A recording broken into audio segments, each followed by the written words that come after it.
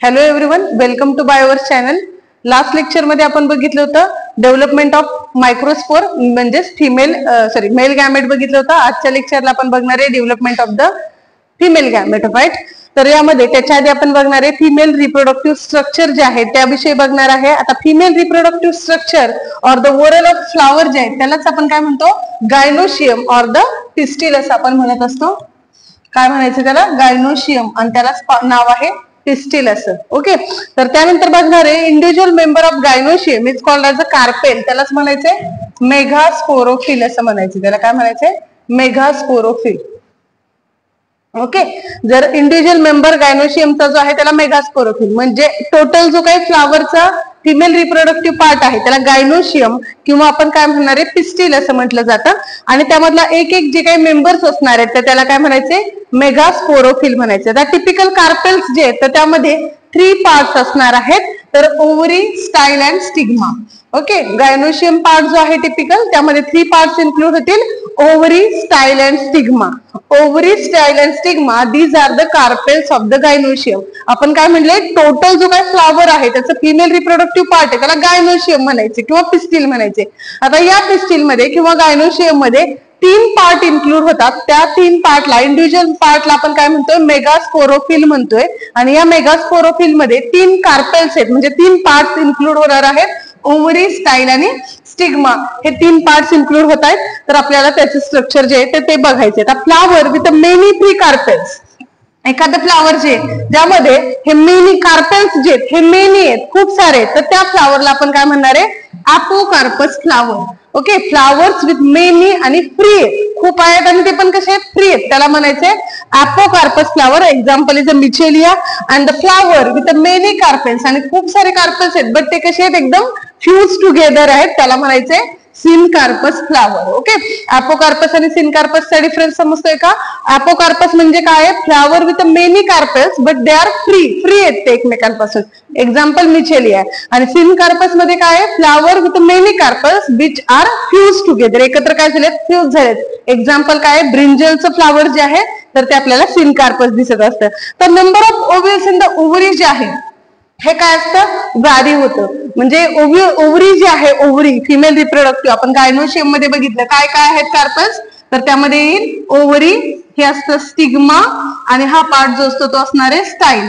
तर ovary, stigma आणि style, stigma, style आणि ओव्हरी हे 3 पार्ट्स असणार आहेत. तर यामध्ये ओव्हरी मध्ये काय असणार आहेत, तर ओव्ह्यूल्स असणार आहेत. ओव्हरी मध्ये काय प्रेझेंट असतात, असे छोटे छोटे ओव्ह्यूल्स प्रेझेंट असतात.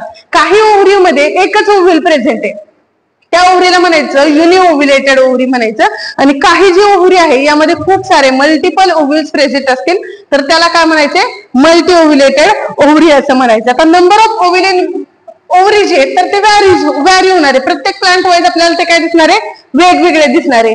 पाडी, वीट आणि मँगो आर युनिओव्ह्युलेटेड. ओके, म्हणजे वीट असेल, गहू म्हणजे त्या पद्धतीने, मँगो असेल, एकच आपल्याला त्यामध्ये काय दिसणार आहे, ओव्ह्यूल दिसणार आहे, त्याला म्हणायचं uniovulated ovary. Whereas tomato, lady finger are multi ovulated असणार आहे. टोमॅटो मध्ये किंवा लेडी फिंगर जे आहे त्यामध्ये खूप सारे बी आपल्याला दिसत असतात, सीड्स दिसत असतात.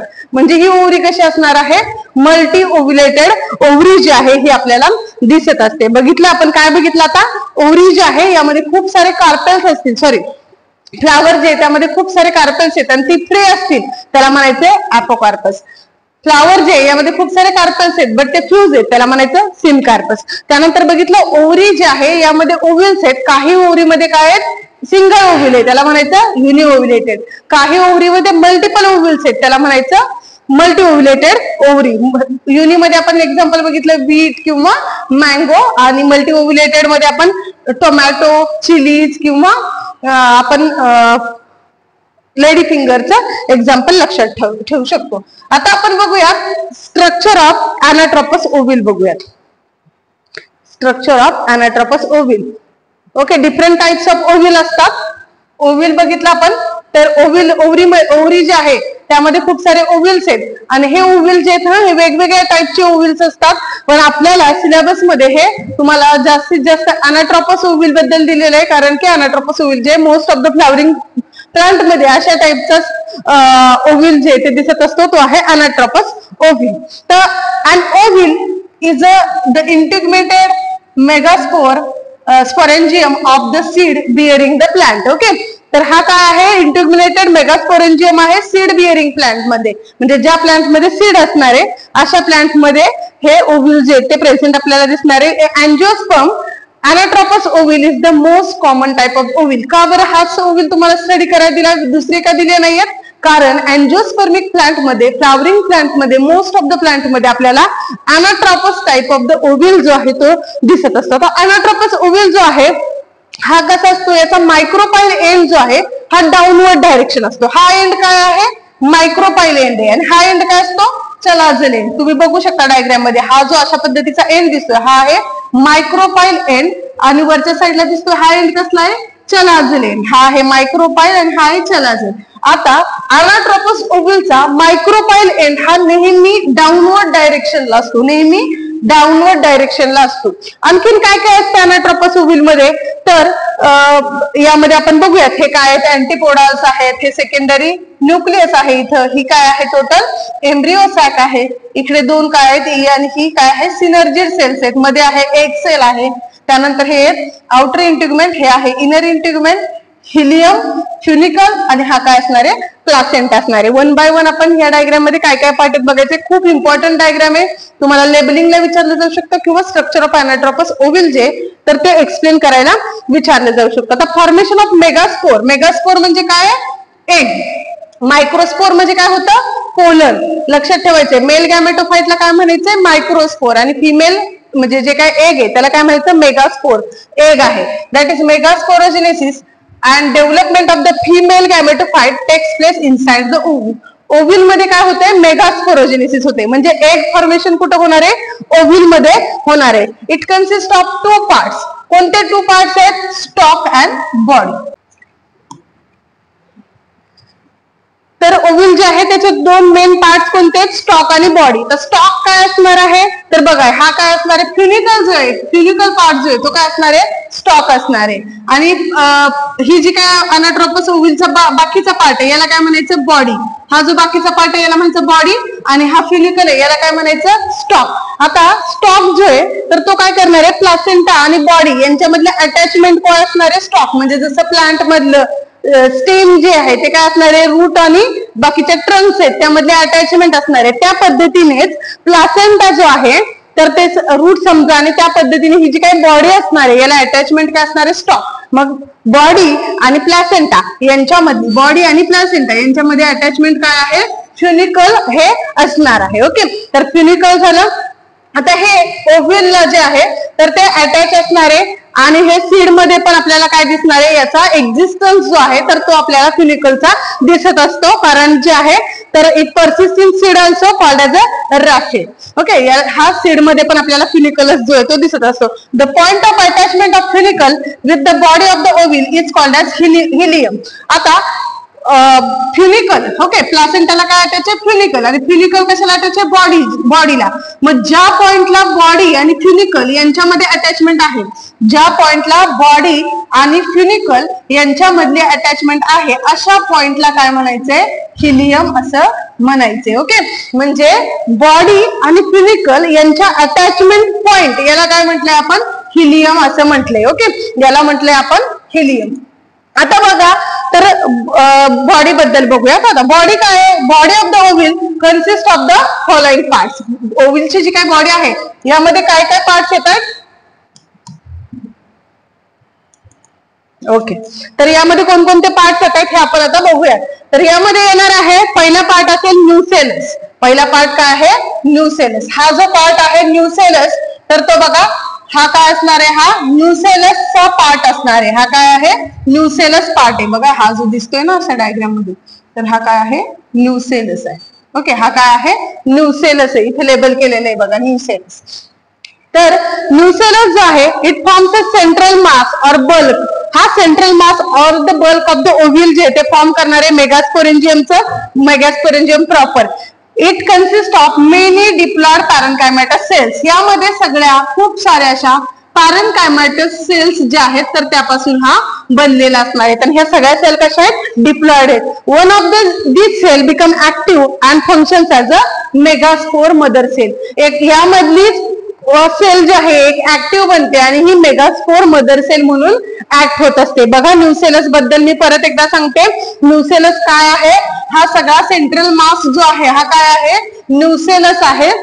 It is made up of the parenchymatous, diploid parenchymatous cells. आणि यामधलीच या पॅरेन्कायमॅटस सेल्स मधलीच एक सेल जी आहे ऍक्टिव्ह बनते आणि मेगास्पोर मदर सेल जी आहे तर ती बनत असते. काय बनत असते? मेगास्पोर मदर सेल बनत असते. आता नेक्स्ट पार्ट जो आहे न्यूसेलस नंतर तो आहे चलाजा. ओके, हा पार्ट जो आहे तो काय आहे? चलाजा. एक मिनिट. ओके, आता दिसतंय चलाजा. ठीक आहे, हा पार्ट जो आहे वरच्या साईडला हा आहे चलाजा. तर चलाजा काय असणार आहे? तर अपर मोस्ट पार्ट जो आहे म्हणजे अपोजिट टू द मायक्रोपाईल, मायक्रोपाईलच्या अपोजिट काय असणार आहे? चलाजा असणार आहे. ओके, चलाजा काय आहे? अपोजिट टू मायक्रोपाईल जे आहे चलाजा प्रेझेंट असणार आहे. The base of the ovule is called as chalaza. From the chalaza integument develops. Integument जे आहे ते चलाजा पासून काय होणार आहेत? डेव्हलप होणार आहेत. आता इंटिग्मेंट कोणते आहेत? तर जे इंटिग्मेंट लेअर्स आहेत कोणते? इनर इंटिग्मेंट लेअर आणि आउटर इंटिग्मेंट. हा जो इंटिग्मेंट लेअर असणार आहे टोटल हा काय आहे? Inner integument layer. दुसरा जो आहे तो काय असणार आहे? Outer integument layer. Okay, outer आणि इनर इंटिग्मेंट लेअर जे आहेत हे प्रेझेंट असणार आहे. चलाजा पासून काय स्टार्ट होणार आहे? Integument layer. त्यामध्ये दोन इंटिग्मेंट लेअर असेल, इनर इंटिग्मेंट लेअर आणि आउटर इंटिग्मेंट. प्रोटेक्शन त्याचं काय असणार आहे? फंक्शन असणार आहे. त्यानंतर आहे micropyle. The integument leave a narrow opening at the end. आता हे इंटिग्मेंट लेअर जे आहेत म्हणजे कोणते?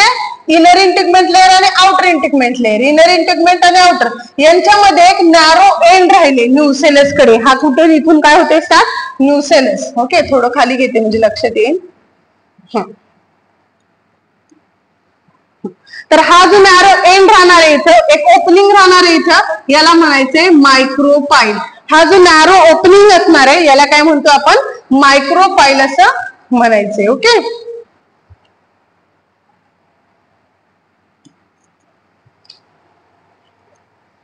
During fertilisation pollen tube enters through the ovule. आता पोलन ट्यूब आपण बघितली होती ना.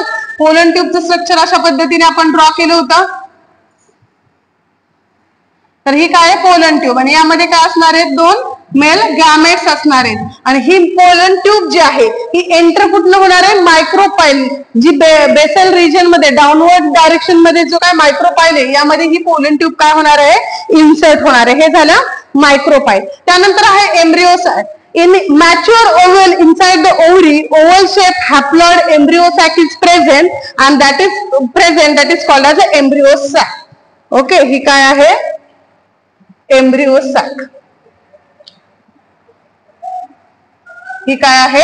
तर एम्ब्रिओ सॅक. ही काय आहे? Embryo sac. आणि हा काय? मायक्रोपाईल. या मायक्रोपाईल मध्येच काय होणार आहे? हा जेव्हा मेल गॅमेट डेव्हलप होणार आहे ना तर त्याची काय होणार आहे? ही ट्यूब जी आहे पोलन ट्यूब तयार झालेली ती काय होणार आहे? इथं इन्सर्ट होणार आहे. इन्सर्टची डायरेक्शन जी आहे ती काय असणार आहे? तर ही मायक्रोपाईल आहे. ओके, ते इंटिग्मेंट लेअर मधनं पण इन्सर्ट होऊ शकतात, चलाजा मधनं पण होऊ शकतात किंवा मायक्रोपाईल मधनं पण होऊ शकतं. वेगवेगळ्या पण डायनायट्रोपस ओव्हल मध्ये मोस्ट ऑफ द टाइम आपण बघतो की मायक्रोपाईल साइड मधनं पोलन ट्यूब जी आहे ती इन्सर्ट होत असते आणि फर्टिलायझेशन होत असतं. तर यामध्ये वेगवेगळे टाइप्स आहेत की कुठून कोणत्या डायरेक्शन मधनं ते इन्सर्ट होणार आहेत यावरती बेस्ड जे ते हे टाइप्स आहेत. ओके, त्यानंतर आहे मायक्रोपाईल. नंतर एम्ब्रिओ सॅक बघितली आपण. आता ही एम्ब्रिओ सॅक जी आहे ही 7 सेल आणि 8 हॅप्लॉइड न्यूक्लिया जे आहेत तर ते तिथं प्रेझेंट असणार आहे. ऍट मायक्रोपायलर एंड 3 सेल्स जे आहेत त्या प्रेझेंट आहेत. ओके, पहिलं तर बघूयात एम्ब्रिओ सॅक मध्ये काय काय दिसते हे आधी आपण बघूया. आता ही जी एम्ब्रिओ सॅक आहे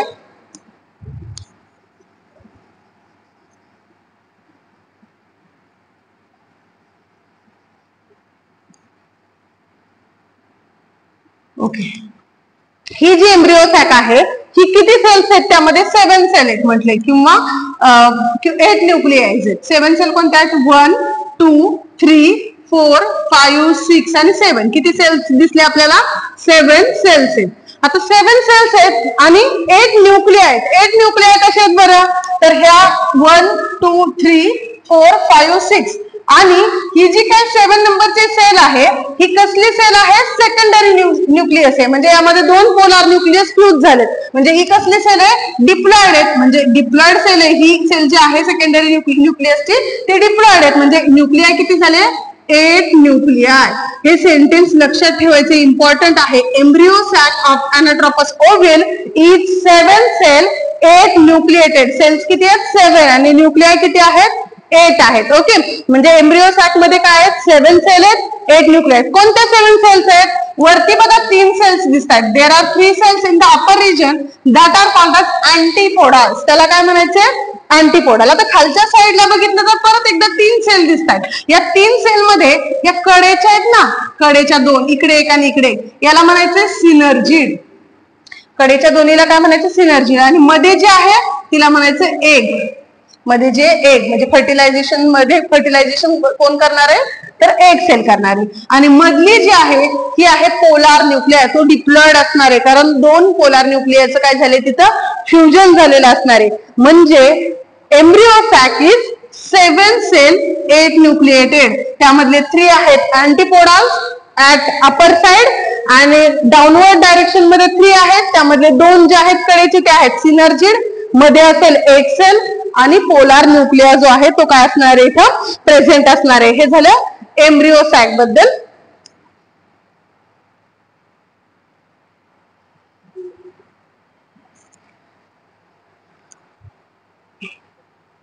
ओके, तर अँजिओस्पर्मिक एम्ब्रियो सॅक जी आहे ही कशी असते?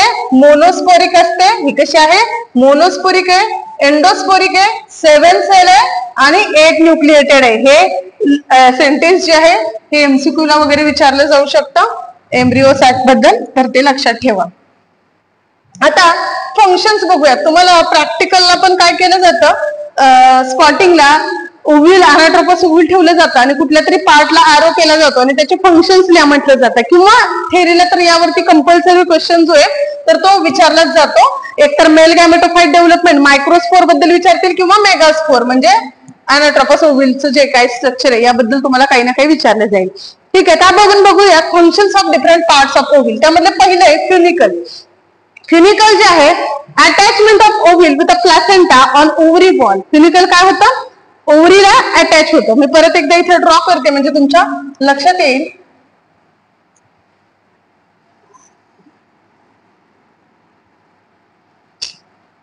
एक मिनिट.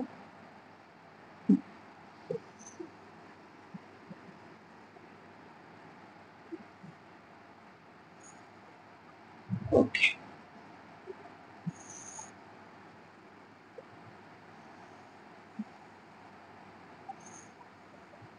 रफ ड्रॉ केलेला आहे मी इथं.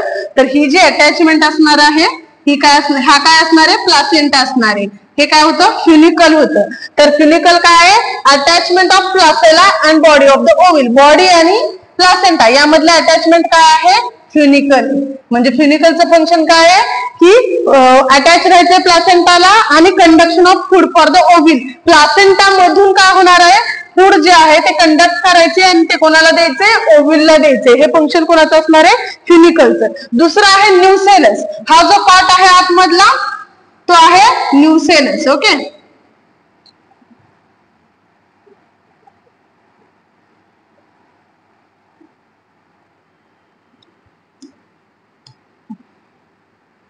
परत एकदा ड्रॉ करते व्यवस्थित.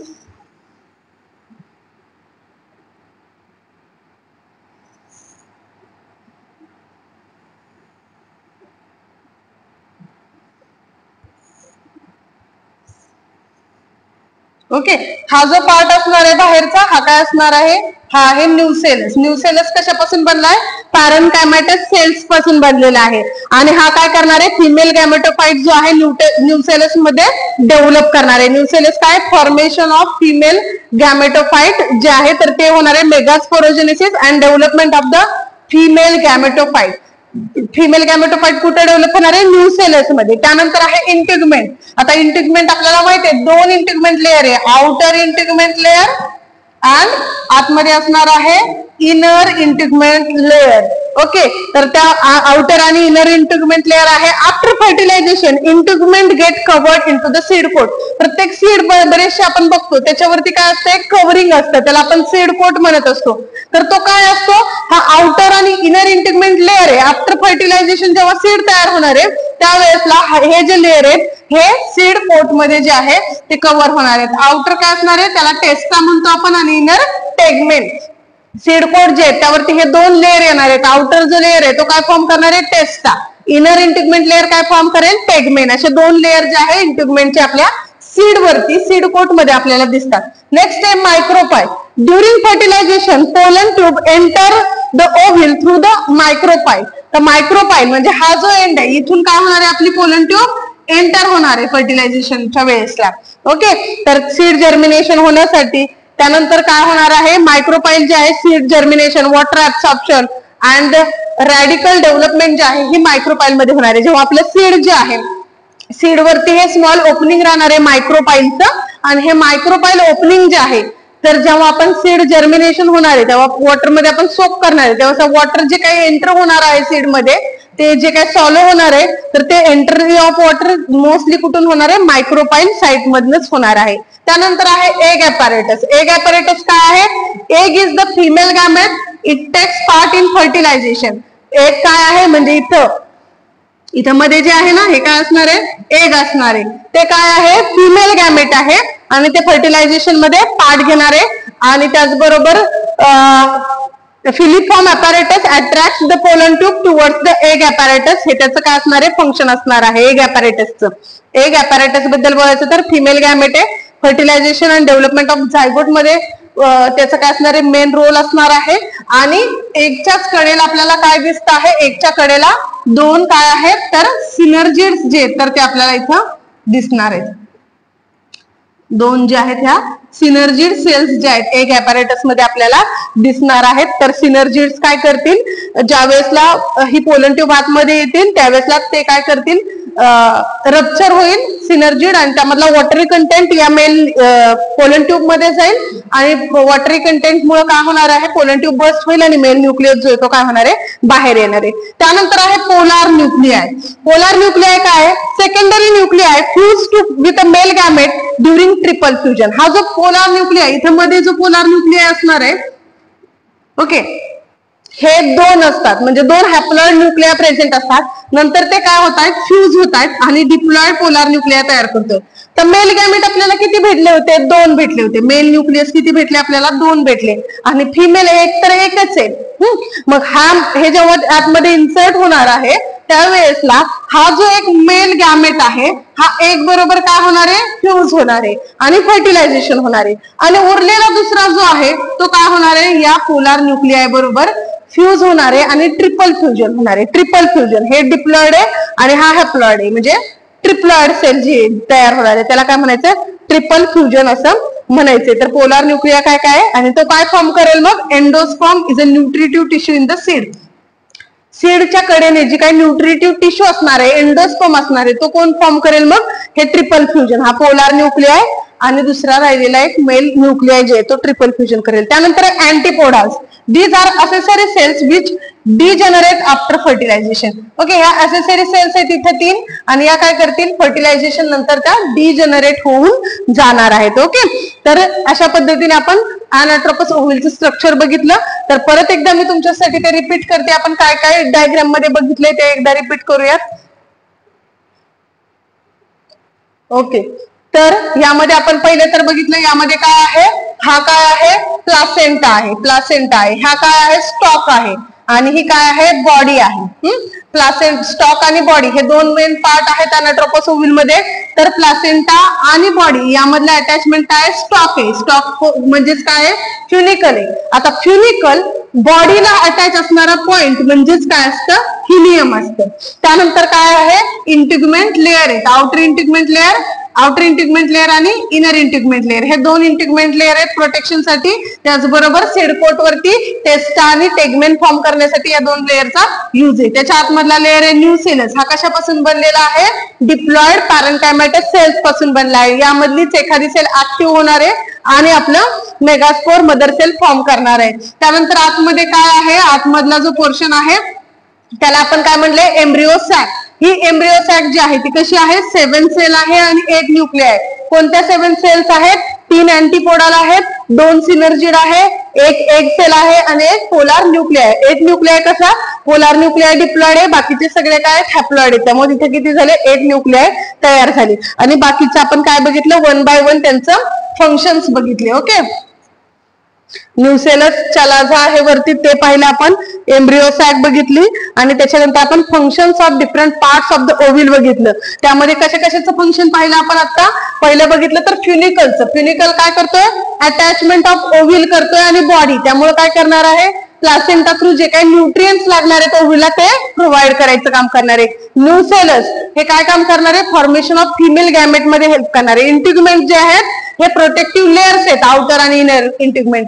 तर हे काय करणार आहे, सीड कोट वरती टेस्टा आणि टेगमेंट जे कोटिंग प्रोटेक्टिव्ह लेअर आहेत ते फॉर्म करतील.